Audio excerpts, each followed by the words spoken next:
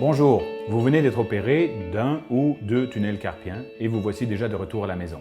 Je vous propose d'écouter les instructions qui suivent afin de vous assurer que votre convalescence se déroule dans les meilleures conditions possibles.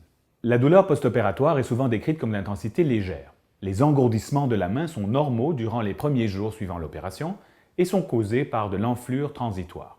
Dans la plupart des cas, les fourmillements et les douleurs nocturnes associées au syndrome du canal carpien disparaissent au cours des 48 premières heures après la décompression. Comme le degré de sensibilité et de tolérance varie d'une personne à l'autre, vous pouvez gérer vous-même votre inconfort en prenant un ou plusieurs de ces médicaments. Du Tylenol, des anti-inflammatoires tels que l'ibuprofène ou des narcotiques. Il se peut que je vous ai prescrit de l'oxycodone. Il est possible de combiner les antidouleurs en s'assurant de respecter les doses maximales. N'oubliez pas de vérifier auprès de votre pharmacien les doses, les effets secondaires et les interactions possibles. L'objectif est de prévenir la douleur plutôt que de tenter de la contrôler une fois qu'elle est installée. La gestion de la douleur est importante afin que vous puissiez participer activement à votre rétablissement. Vous devriez cesser de prendre les narcotiques en premier afin d'éviter les effets indésirables comme la constipation ou la nausée.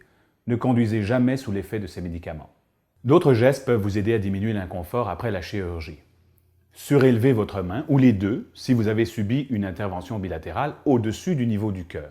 Cette position favorise le drainage veineux et contribue à diminuer l'enflure ou l'œdème.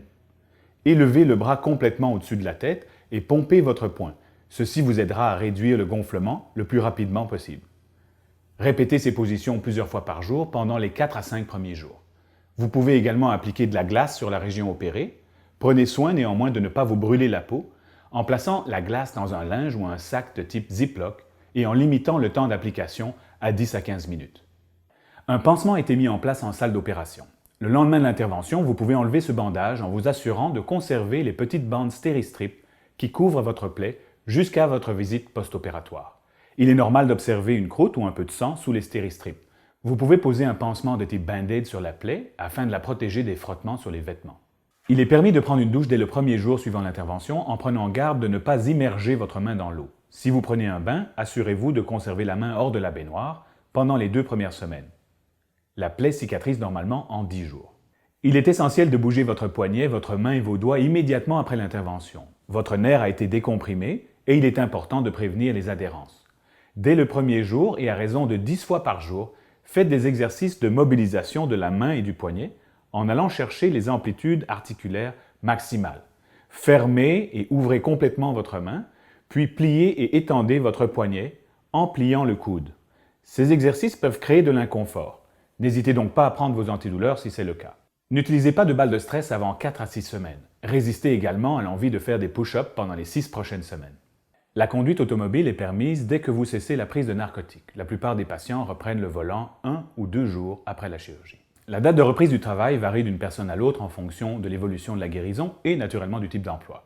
N'oubliez pas de prendre votre rendez-vous de suivi, habituellement 2 semaines après l'intervention. Nous aurons alors l'occasion de discuter de la suite des événements et de la reprise de vos activités. D'ici là, vous devriez nous contacter si vous avez de la fièvre ou si vous remarquez des écoulements ou des rougeurs autour de la plaie. Nous demeurons disponibles en tout temps pour répondre à vos inquiétudes ou interrogations. Au plaisir de vous revoir dans 2 semaines.